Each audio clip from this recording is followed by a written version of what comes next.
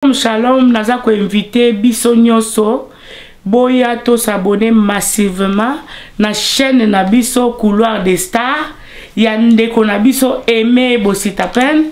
Donc chaîne moko soko ye awezaka pona ba star basa kitoko mibala kitoko. En tout cas boya ebele makamba bien zali ba bisous ebele tokos, que Dieu vous bénisse.